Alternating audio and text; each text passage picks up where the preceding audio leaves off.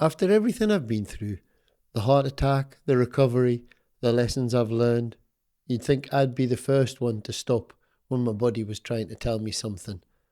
This week, I didn't, and it caught up with me. This week, I want to talk to you about something that I think everybody that's been through a heart attack wrestles with. It's that gap between knowing what we should do and what life tells us to do anyways. Because of that gap, it really caught me out badly this week. I've spent the past 2 weeks pushing through a chest infection, telling myself I was fine, telling myself just get through another day, just get to the weekend and then I'll rest, everything will be fine. The signals were there, the fatigue, the breathlessness when I was active, that heavy feeling that something just wasn't quite right. And it's that feeling that I know something is wrong.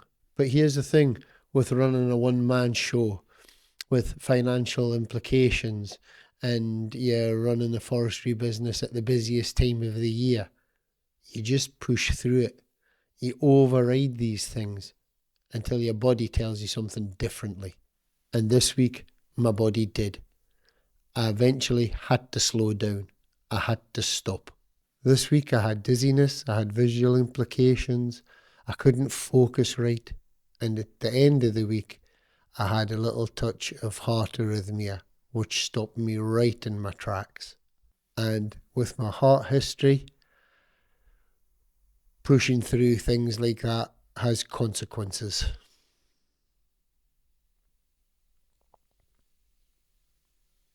Now here's what I would like you to take away from this week. And it's not me just sitting here telling you what to do. It's this. The body tells you something's wrong way before the mind catches up. Every single time. The signals come quietly at first. The fatigue that you just explain away. The breathlessness that you just put down to working a little bit harder at that moment. And you override all of that because life is real. Bills are real. Responsibilities are real. That deep instinct to just get on with things, especially when you've been someone that's done that all your life. I've done episodes on understanding limitations. I've done episodes on why rest feels like failure and that voice in your head that just keeps nagging you, just telling you to keep going. And this week, I've lived all of that again. Because recovery isn't something that you graduate from. It's not something that you recover from and everything's all right now. You won't have any more struggles. It doesn't work like that. Recovery's ongoing. And even when you know better, or you think that you should know better, life pulls you back into them old patterns. And I'm talking to you openly about this because I don't think I'm the only one that goes through these things. So whatever you're pushing through this week, whatever you're doing, just pause for a second and listen to your body. Listen to what your body is telling you. Not what your financials are telling you, not what your calendar's telling you, anything like that. Just pause and listen to your body. Because your body will tell you things long before your mind catches up.